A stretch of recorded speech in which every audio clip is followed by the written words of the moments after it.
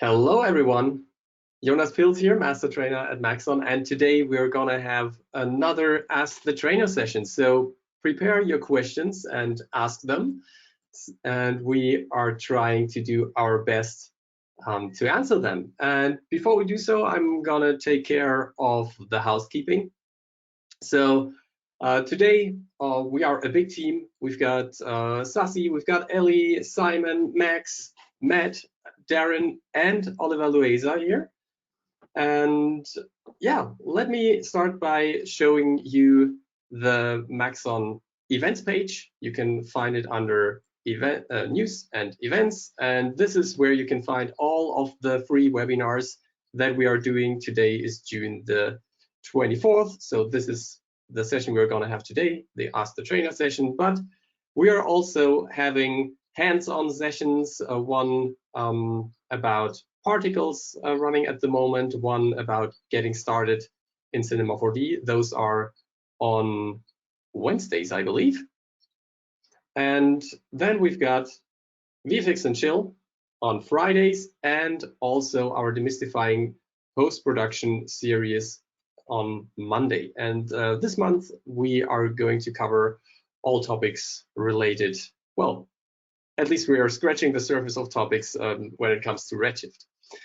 All right, if you missed one of these sessions, you can go to our Maxon Training Team YouTube channel, and here you can find the recordings for the demystifying Monday webinars as well as the Ask the Trainer ones. And also, we have a certification page here on the Maxon website. You can find that under Learn Certification, and in here you can take an elementary knowledge test for all of our products. As you can see, we already we most recently added Redshift for Cinema 4D as a test, so you can take that. It's going to take you 1 hour, and we also offer user certification as well as training certification. If you trainer certification, if you want to know more about that, you can read through that and also contact us using the email address certification@maxon.net. Everything else, training related requests, can go to training@maxon.net. And we also want to give away t-shirts. So if you have a look at the handout section of the GoToWebinar interface, you will find a PDF, and in there, there's a link to our Ask the Trainer Maxon merch store.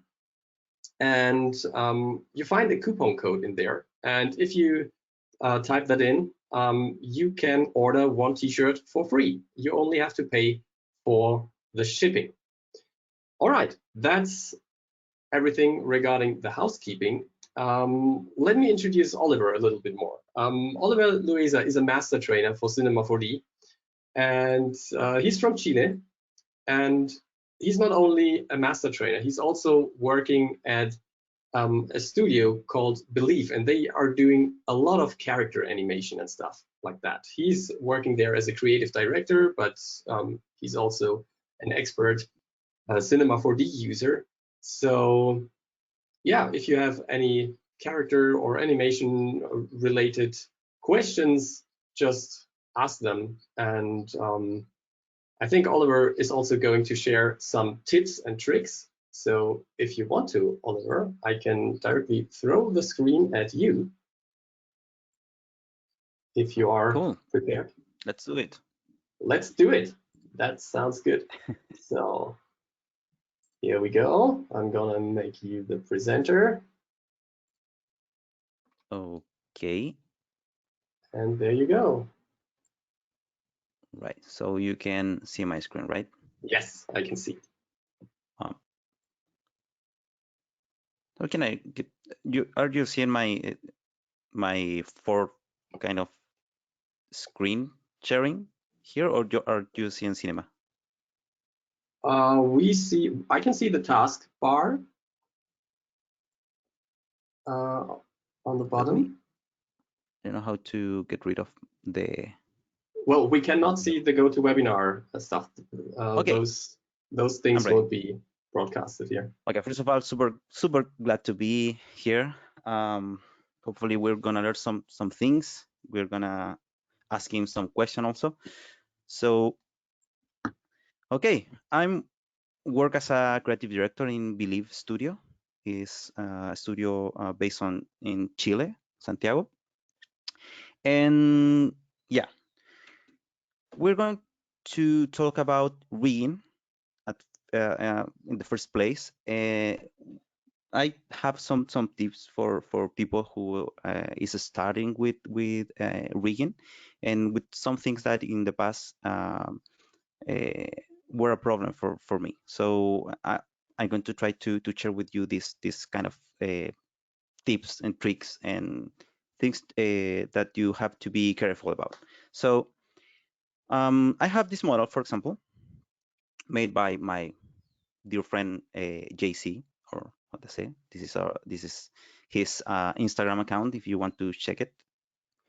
And an important thing when you work with, for example, rigging, you have to make sure that your model is correct. So a lot of times you start to work, and then after 3 hours of hard work, you realize that, for example, the mesh is not symmetric, or there are some issues with the polygons, and when you are working with rigging is a really bad thing when that happens. So the first thing that I do when I receive, for example, a model like this is to check the mesh. So in order to do that, Cinema has a mode. If you go to mode, modeling, and if you go to mesh checking, I always enable this in order to see. I'm going to turn off the subdivision surface in order to see how is your mesh. I'm going to go to around the shading lines. In this case, I'm in isoparameters, not the wireframe, but and yeah, I'm going to just solo this mesh. And how and what are we seeing right now? If you go again to modeling and mesh checking, you're going to have a list of things that could be wrong. Not always is a bad thing. For example, if you go to a, I don't know, complex bow, maybe it's not a bad thing. You have to be aware of that. If you have too many complex bow, but in this case, it's not a problem. For example, you can see a boundary edge here, and in this case, it's good. So first, why are we seeing this in pink? Because we have checked the non-planar polygons. These things is almost always entirely pink, because if a polygon is not entirely planar, it's going to be colored. So I'm going to turn off this, and I'm going to go to the important stuff. First, if we have some bad polygons, in this case it's not, or if we have a non-manifold polygon, in this case it's not. But anyway, I'm going to do like an eye check. For example, inside of the mouth, I always check this. In this case, it's like a normal thing. But for example, here we have an error, right? It's not on the left side of the model, it's on the right side of the model, and this could be a problem when you are working with rigging. So always check your mesh. And in this case, it's really easy to fix this. If you select the polys over, sorry. When you are working in really tiny space, or really close to the mesh, you can change in the project settings. You can change the view clipping. In this case, I'm going to change to small to have a better result. Just as an addition here, you can find that under edit and then project settings, or project preferences. I think it's project settings, or the shortcut is Control D. Yes, and you can make a custom kind of view clipping. So I'm going to weld this point. I'm going to do the same with the other ones, and I'm going to weld also. So now it's fixed. So this is important because, for example, in this case, we also have UVs. So it is important to fix that kind of stuff and recheck the UVs. Always recheck your UVs, especially if you create some new polygons. For example, in this case, I can check the hand, for example, and I can see that in this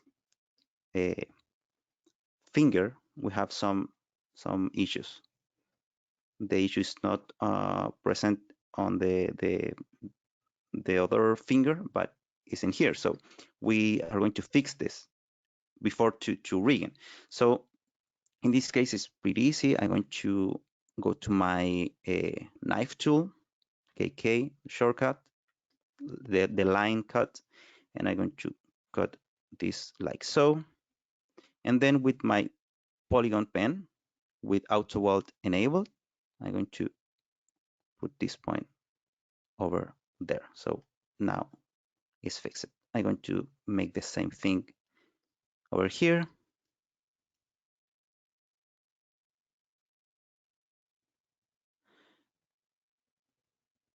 So now I'm ready for start to rigging this model. Obviously, I'm not going to check the whole thing, but as a tip for me is a must. You have to revise and recheck your model, especially if someone else done it. So yeah, this is the first one, the first tip to have a better workflow.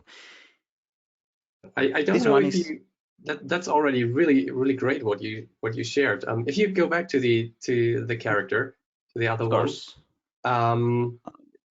I don't know if you wanted to mention this anyways, but what I can see here, especially in the face, is the way the topology is supposed to look like when you work on a character's face. And what you can see here is that we don't just have a grid of polygons that is made of horizontal and vertical lines, but what you see here is that the topology is following the main like muscle rings in the face, which are the ones around the eyes and the one around the mouth. So this is a very important thing to do or to be aware of when you model a character for character animation. And exactly. yeah, I'm really glad this topology is so clean and good, because this is exactly how it's supposed to be. Yes, and it is a super important thing when you work with character. The topology is like one of the most important things, not only for to have a really nice and clean topology, but for working with rig. I mean, for example, here we have a really nice. I'm going to solo again the the body. We have a really nice detail on the elbow in order to get a good deformation. It's not just one ring or one loop. You have this little detail on the topology in order to have a good kind of mass preservation, right? So yeah, as you said, it's super important to have a well-known knowledge about the face loops and topology for a character animation, right? So next one could be duplicate the object manager, right? When you are working with rigging and when you have a complex character, sometimes you want to add some accessories or some things. Maybe it's not an accessory, but it's a control or whatever. In this case, for example, I have these glasses here, and I want to put those glasses on the face of the character. But I don't want to paint weights on this, and it's not necessary. It's just an article. It's a read kind of article, so it's not necessary to be weighted, right? And it's better in that way. So if I want to put this on the face, I'm going to make this. For example, I'm not going to pay attention for the parts that intersecting the mesh. It's just for the demonstration. And the idea here is that we want to move for example, the head, but the glasses follow it. So one super good thing is to, let me move the webinar toolbar, is to duplicate the object manager. Why is that? Because when you have complex rigs, you are going to have a lot of information on your object manager. For example, in this case, if we go to the character, and in this case, I going to link or parent the glasses to the, could be the master control of the head, could be this, or I could link the glasses on the joint of the head, for example. But anyway, the thing is that if you go to character, for example, the character object, go to display, and I'm going to unfold the character, and in this case we only have controls. That's because in the character object you have the object manager view on controls only. So we are only see the hierarchy of the controls. But if you want to see anything, you can go over here and put full hierarchy, and this is going to happen. And this is how it looks a complex kind of rig. So it's huge. I mean, it's too much to show in this case. And if I want to go with the sunglasses to a certain, for example, joint, is going to be very difficult because I going to have a scroll like in an infinite amount of time trying to find what is the correct joint in this case. So for example, here I'm going to fold everything, fold all, and I'm going to start to dive into the thing, root null, spline null, could be blend spine, and I'm going to find in some point the head. Oh, let me see it. This is the spine. Where's the head? Maybe if I just look for head joint, right? This is the head joint. And as you can see, you are not seeing the joints, right? And that is because we are not allowed to see it on the viewport. So I'm going to put full, right? I'm going to type head again, head int, that is the joint. And now I can just drag from one object manager to the other one, the sunglasses, right? Like this. So now the glasses are linked to that joint, and you can animate the glasses if you want, like a secondary animation or something like that. And that's why it's super useful to have two, in sometimes two different object managers, right? Because the hierarchy could be really, really long, and you have a bunch of things on one side. So it's really easy to work on this way.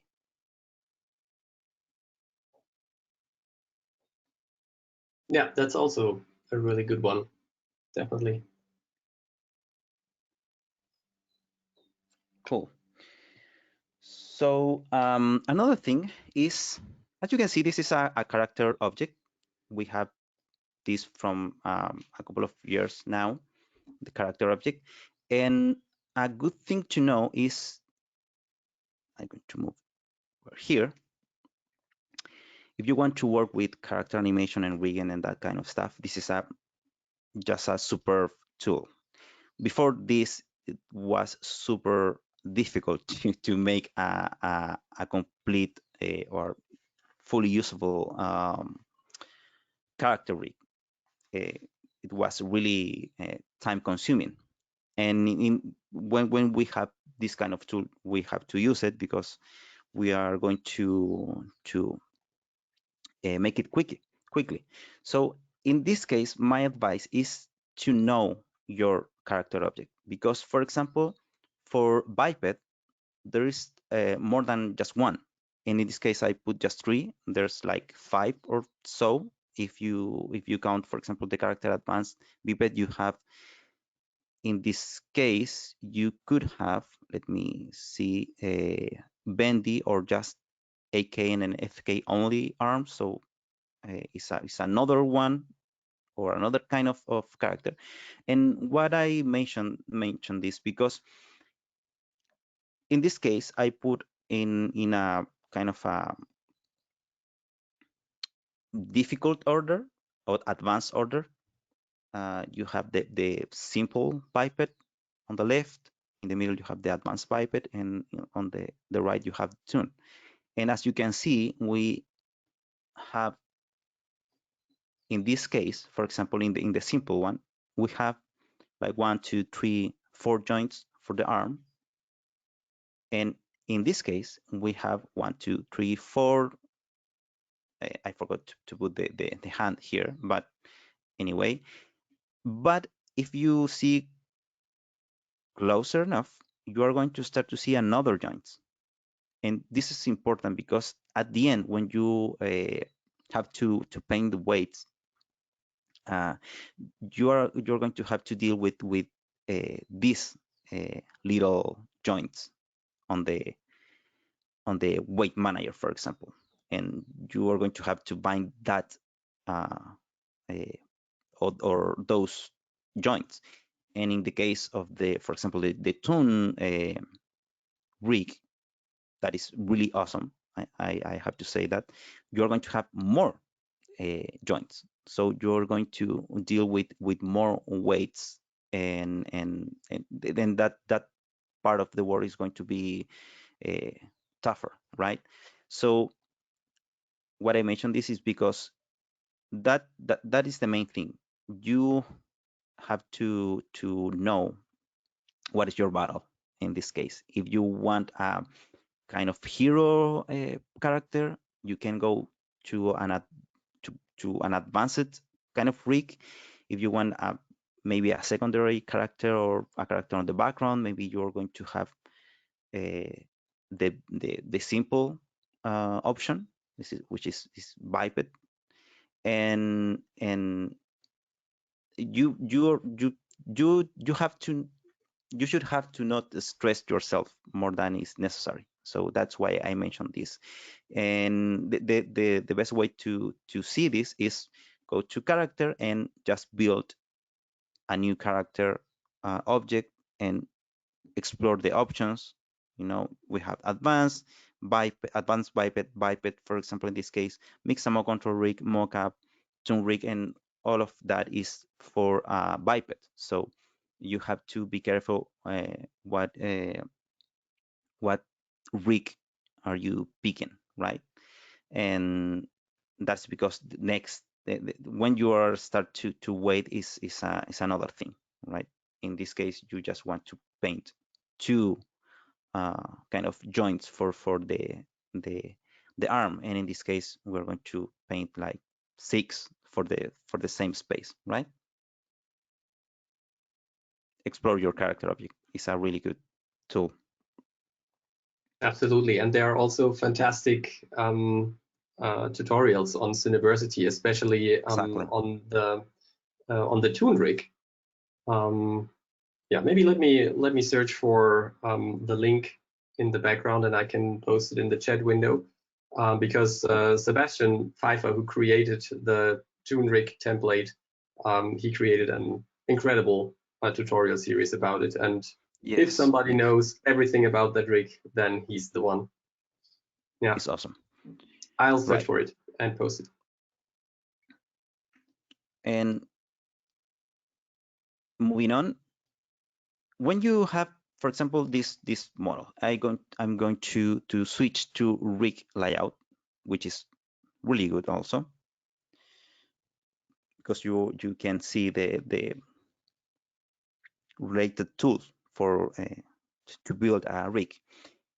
I'm going to use the joint tool with control pressed. I'm going to make some joints like so. And what I want to show in this case is when you have a simple structure like this, the process of waiting, for example, is easier, right? Uh, but you are going to miss some things. That's why advanced byte, for example, have more joints between inside the main joint, right? So in this case, in order I'm not going to build the whole setup, just I'm going to talk about the weight. So in this case, for example, if we take this and the mesh, we're going to bind this.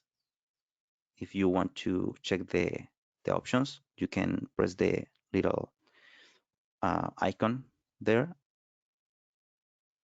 And I'm going to bind this. Sorry, what? Let me go to the character menu, bind to. I don't know why it's not working. If you know it. So in this case, we have this result. If we go to the elbow joint, and if we make this, it's going to deform really, really nice in this case, but not always is the case. Uh, and that is an important thing when you are working with weights. Why I say this? Because in this case, we have a lot of polygons. The transition is smooth. Another thing that is really good, and I always do this, is to change the display of the zero. And this guide me to another thing also. Use the weight manager. Is the main tool to make rigs. And if you are starting with rigs, this is going to be your best friend. And in this case, I'm going to go to display, and the zero, I'm going to change this color to something like gray, and like so I can see the lines. If you stay on black color, you're not going to see the lines, and that is a little bit confusing. So on the weight manager, when you bind something with joints and the mesh, the bind command make an auto weight, right? And if we zero the whole thing, I'm going to select on joints, I'm going to go to select all of them, go to command, and I'm going to zero everything, right? So now we are not have any weight. Just to make it again, go to the joints, select all. This is the auto weight. This is what the bind process automatically do. But if you go to if you want to make manually, you are going to have to see this tab. And in this case, the auto weight mode is heat map, is one of the best. If we calculate this, we're going to have the same result. Sometimes, if you don't want to auto weight, maybe it's a good option to do this manually. And what I mentioned this also is because almost never in a complex character, the auto weight is going to work perfectly, right? If I switch, for example, to our, let me search is to clean, right? This is our character with tune rig. I'm not, it's not binding in this moment.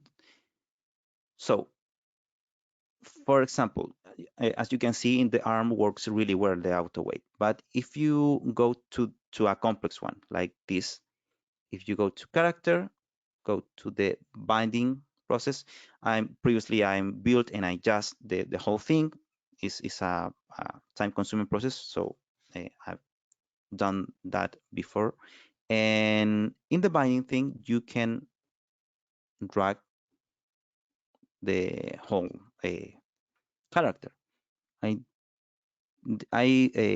leave the cap outside the hierarchy because the cap is an accessory, and we can animate or even we can rig that or build a rig for that, especially to make some animation. So in this case, I'm going to drag these ones and I'm going to put on the binding tab, and it's going to make the same process that we saw before.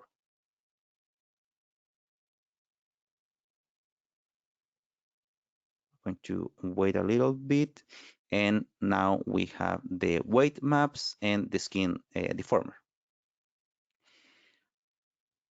So what happens if I go to, for example, the t-shirt?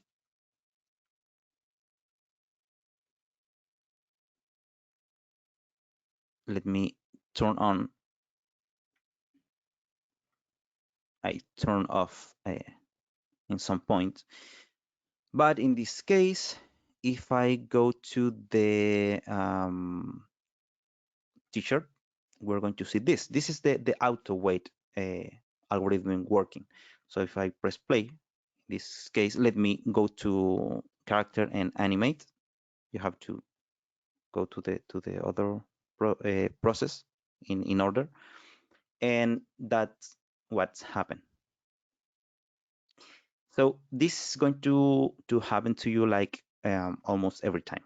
It's you can have a really good algorithm, but at the end, and all riggers said this, you can escape to the manual weight. So you have to know how to weight your things. And a good way to do that is make some selections and go like for part to part, making your weight. And in this case, for example, I'm going to fold this. I know that the t-shirt is going to be driven for the spine, for example, or almost for spine, some bones or joints for the arms. In this case, is this the scapula over here. That's why we have that deformation. So we can try, for example, using the new delta match deformer. If you put the delta match under the skin process, that is important. If you go to the delta match, I'm going to unlock that one and go to object, and I'm going to initialize this on the rest position, and we have a better result, much better result. But the delta match is not going to work with everything. So I prefer to make some nice work on the weight part and then apply the delta match to improve that. But as I said before, you kind of can't escape for the manual weight. So in this case, my way to approach this is, for example, on the t-shirt, I make some selections, polygon selection. In this case, I'm going to turn off the display weighting to see the selection. So if you want to, for example, do this part, and why is failing? This is a good question. It is because over here, and this is another good thing. When you put your mouse on top of a point, you can see the weight of the point, how many bones are influenced this this point. So in this case, I can see that spline bind is 44% and L up arm to bind is 55%. So I know what is what bones are involved in this case, and I don't want to make I want to have influence from the arm, right? Because it's not a proper behavior here. So in this case, I'm going to go to my selection tag, polygon selection. By the way, if you want to see this same thing, but with the correct deformation, you have to go to the options, configure, and on the view options, if you click deformed editing, you are going to see the mesh deformed on, and no matter what mode are you, right? This is an awesome tip. This is Yes. incredible. It's so helpful in the whole rigging process because usually you only see all of the all of the fails in your weighting when you deform it. Yes, And now you can. for exactly, Jonas, for default is unchecked, so you have to check it to see, and it's not changing anything. It's just showing you the mesh deformed, right? So in this case, we're going to stay right here, and I'm going to take this part, and I'm going to select the spine part, the joints of the spine. I know that the scapula has to influence this part, so I'm going to select that one also. And in this case, in the tomb rig, which is a very advanced rig, we have to select the clavicle and the shoulder fan. Also for the right arm, the clavicle and the shoulder fan. So what I'm going to do, oh, in this case, we also have to select some leg bones. So I'm going to do that because the t-shirt is very long. So go to leg, is the first bind, and the tie fan. The same for the right leg. So now I have selected all the bones that I want to influence the mesh, right? So in this case, I go to auto weight. I'm going to check just select points, and I'm going to calculate this. And as you can see, I'm going to undo that. As you can see, if you look close here, you see a little bit of green. If you calculate this again, the green is gone. So that is a good starting point. So you have to do this on the whole model, like part by part. And you with the joint selected, you can go to commands and you can smooth a little bit. I'm going to go to 40 on the smooth. You can change the mode. Is for default on add. If I remember well, go to smooth, go to the polygon. If you want to go to the formatting, it's okay. And I can apply select the smooth mode. So if, as you can see, the weights are smoothed. And you can do the same with the arm on the t-shirt. And you're going to start to have better deformation on the weight part, right? I'm not going to do the whole thing because it's going to take too much time.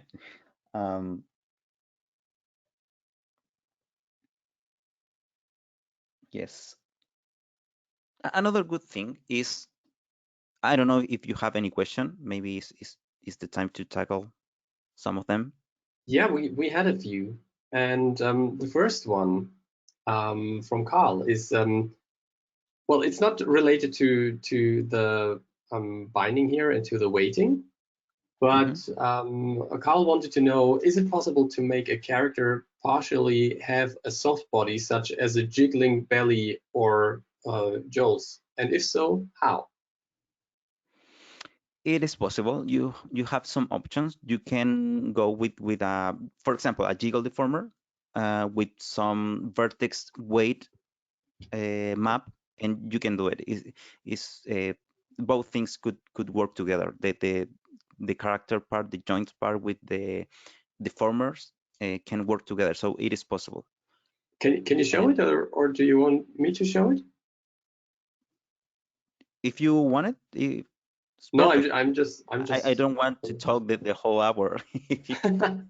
No, that's no problem. I mean, everything you show is incredibly interesting and helpful, especially since character animation and rigging is like the most difficult discipline you can tackle in 3D Yeah, animation. it's really time consuming.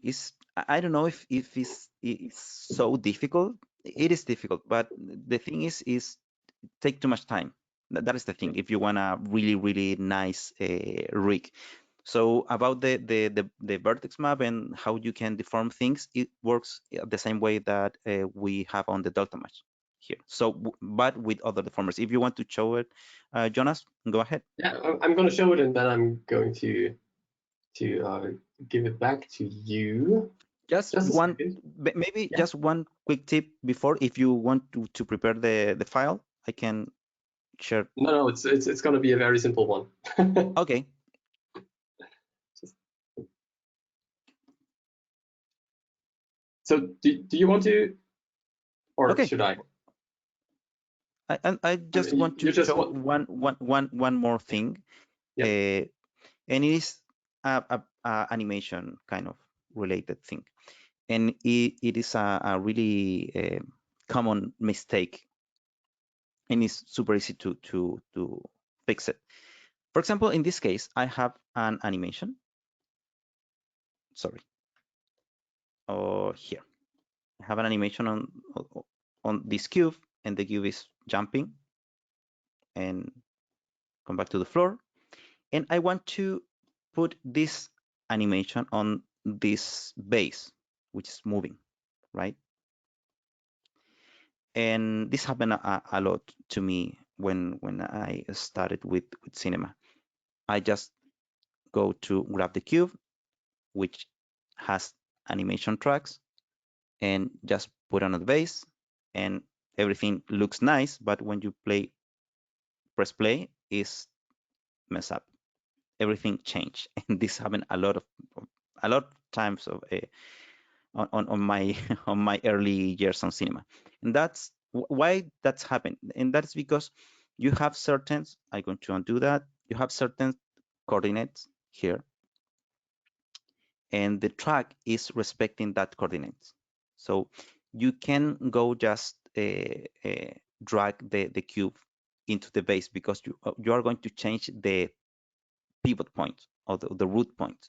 If you go to the base, we have this root, this pivot point, and it's not the same that the original one. So when you put the cube inside the base, the cube just recalculate his 0 point, so that's why you have this jump.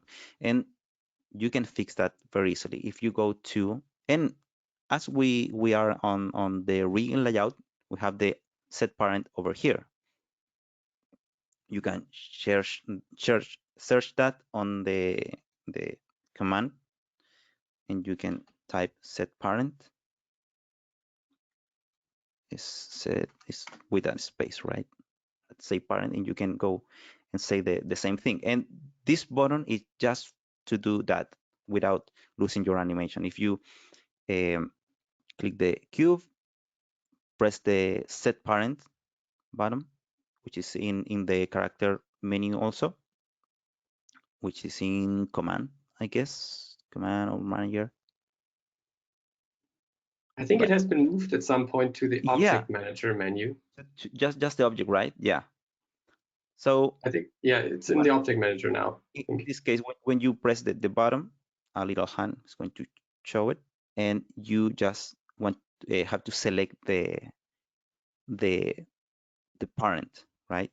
So if you select that, the animation track didn't move, and now we have the correct animation, right? That's super useful when you animate some things separately, and then you want to put together, right? That is all, Jonas. If you want to tackle the one thing to this, when you want to go back from unparenting, the data, if it was not 0, 0, will be stored in the freeze area of the coordinates. So if you want to set it back after you change your mind, yes, exactly. Thanks for showing that. That's all I wanted to say. Yeah, that's excellent. Exactly, and you can unparent on the same way, right? If you click unparent, the cube jump outside the base, and we maintain the coordinates in the right place. Because otherwise, if you're going to have the same kind of result, right? Yeah, that's awesome. I mean, that's really something everyone struggles with when they start animating. I mean, I was in exactly this position as well until I learned that this command exists, and it was like, oh, finally there is something that I know of now to do that. It always be there. Sorry? It's always been there. I mean, yeah.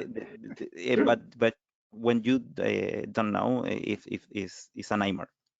Yeah, you have to know it exactly. And it's cool. better than the group command, because the group command takes the average position of all objects and ruins the whole idea of the origin. And typically all objects, when they come to the scene, they are already child objects of the whole world. And if you have that concept clear, you see what you're doing down the road. Yeah, exactly. It's like you would put everything into a null that is at 0, 0, 0. That's the same as if you have an object at top level of the object manager. Exactly. All right, let me show how you can make something wiggle like a belly. Or here we go. Now you should see my screen, if I'm not mistaken. Can you see the screen? Yeah, okay, cool. So yeah, the concept is pretty simple. We've got a deformer here, which is called the Jiggle deformer. And by using the Jiggle deformer, you can make things jiggle. And well, this is the object tab. This is what you usually see first when you create a Jiggle deformer, but there's also a restriction tab here. And this is the place where you can input vertex maps. So a vertex map is basically a map that stores a weight between 0 and 100% on any point of the geometry, on any vertex. So let me go to points mode, and here you can see all of the points, all of the vertices. And now we want to attach a weighting to all of these. And there are multiple ways to do that. For example, you could select a view and then go to select and set vertex weight. This would set a vertex weight for all the selected points. But you can also go to tools, paint tool, And by default, this is set to vertex map. You can also paint vertex colors and so on. And then you just paint on the object. Maybe let me undo this and do this from a little bit more like a bird's perspective, a bird's view, something like this. Well, it's not too good, but it will work. So what I do is I make the jiggle a child of the torus here. And in the restriction tab, I just drag and drop the vertex map in. Okay, so now if I move the torus, and let me deselect the vertex map tag, and we have to press play. Now you can see that as soon as I move the torus, the weighted part will jiggle. So that's pretty cool. Maybe we can go inside here and also again using the paint tool. I think there's also a smooth mode in here. If we apply this to all to make it a little bit smoother, here we go. Now it will look way better. Okay, let's play the animation back. Use the move tool, and here we go. Now it's looking better. And this is how you would do it with the belly and with all of the body parts that you want to jiggle. Yeah, that's it. Okay. There also was another question. Yeah, Garrett just pointed out that we can pair this with fields. Yes. So we could enable fields here in the torus, and this way we can dynamically adjust the vertex map by adding fields to the field list here. Okay, there was one other question. I think you already answered it in the chat. I don't have it here anymore, so I don't know anymore who asked it. But there was a question about body parts which should never intersect the floor. And here is a small rig for that. I created that. I've got the shoe here. And whenever I move the shoe, you can see that the red square on the floor is moving along with it. But if I want to move the shoe below the floor, it doesn't work. So that's a pretty handy rig. And you can also move up this floor blocker. For example, when you have a character who is supposed to walk up a staircase or something like that. And I want to show you how you can create that. So let me bring back the floor blocker to 0. And let's also bring down the shoe. And the whole thing was created by using constraints. So if I delete those two constraint tags and I move around the shoe, you can see that first the floor blocker doesn't move anymore, and I can also go below the floor blocker. So it's not working anymore. Okay, and the way how you can set that up is first, but that's just like a usability thing. I right click on the floor blocker and I create from the rigging tags a constraint tag. So here we go. And I set this to transform. And in transform, usually this constraint area here is folded, but we unfold it. And the only thing we don't want to constrain is the position Y. So we untick that, and then we just drag and drop the shoe control, or the shoe controller object down here into the target. So as soon as we do that, the floor blocker will always follow the shoe, but it won't adjust its position in Y direction. But we can still go below the floor here, right? So I undo this. And in order to make the blocking happen, I need to create another constraint. So I go to rigging tags, constraint, and this time I tick clamp. I want to clamp this whole thing, and I'm going to set it up in a way that we're clamping to a plane, and this plane is supposed to be the minimum for the other object, and the plane itself is not going to be the XY plane, but the XZ plane or XZ plane. Okay, I think we can leave the other parameters as they are. Let's just give that a try. And we drag and drop the floor blocker in here. And now it should already work. So let me try this. I'm gonna move the shoe around. And here we go. We cannot move the shoe below this object. It's not possible anymore because the clamp constraint is preventing the shoe from doing so. So that's a pretty nice thing. If you, well, I always add this or edit this. I haven't created a character in a long time, but I always added this functionality to the characters because it's just a lifesaver and a time saver, especially when you have a staircase scenario and so on. You just like animate the position of this floor blocker up and down, and then you can just avoid intersections with the staircase.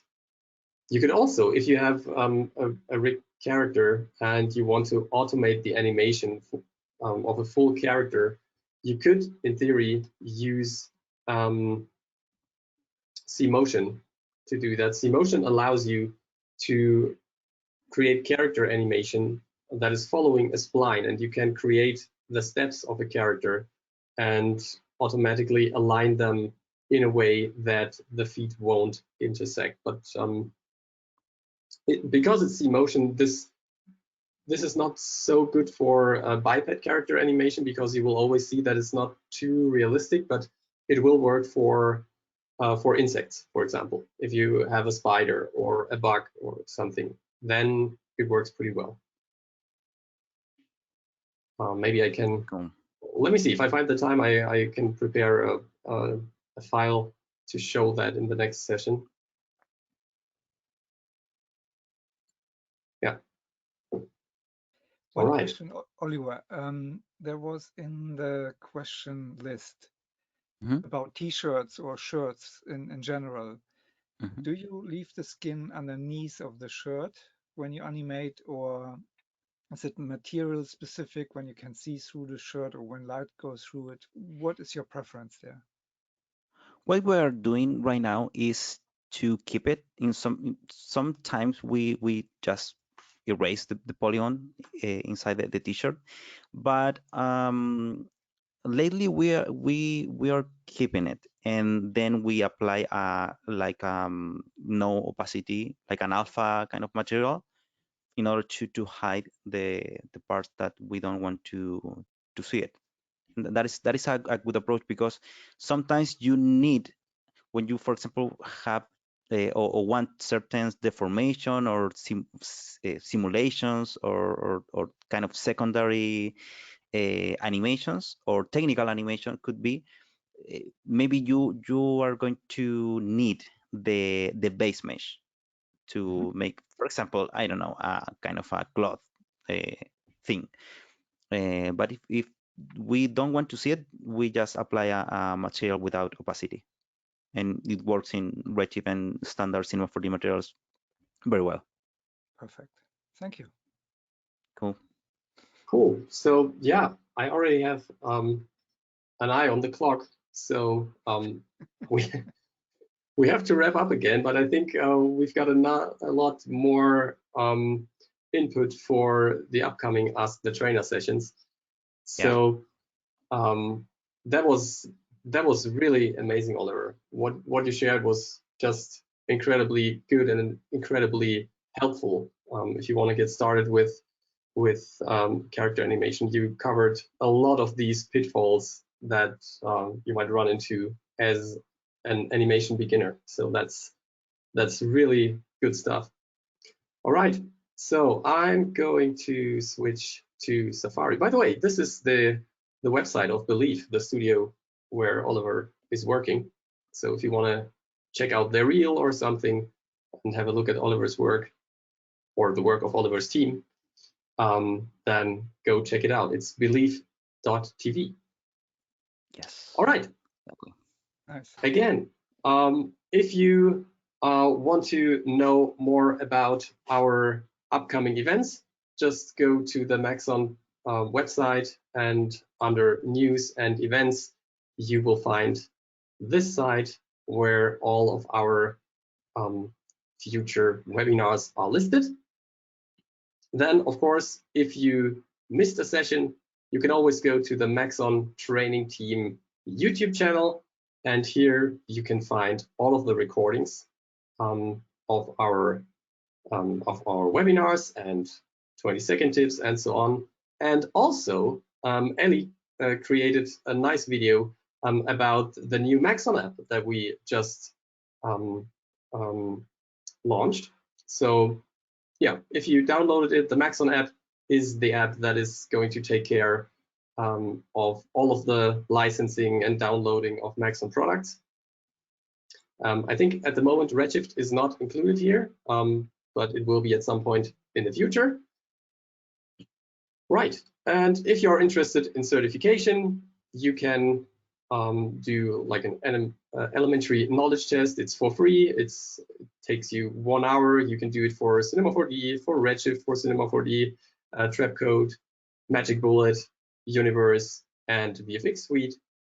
And also you can learn more about our Cinema 4D Basic Comprehensive Certification Test and the trainer certification. If you have any questions about webinars, write us at training@maxon.net. If you have any questions about certification, write us at certification@maxon.net. Cool. Another reminder here in the end, we give away t-shirts for free. So in the handout section of the GoToWebinar interface, you'll find a PDF with the link to the Maxon merch store, including the coupon code. And if you enter that, you only have to pay for the shipping, but the t-shirts are for free. So yeah, that's it. I think we covered everything we wanted to cover today. So thanks again. Thanks, Oliver, for sharing all of your knowledge. Thanks, Sassy. Thanks, Darren. Thanks, Ellie. Thanks, Matt. Thanks, Simon. Thanks, Max, for answering all of the questions in the background. And yeah, we see you next time. Bye, everyone. Cool. Bye.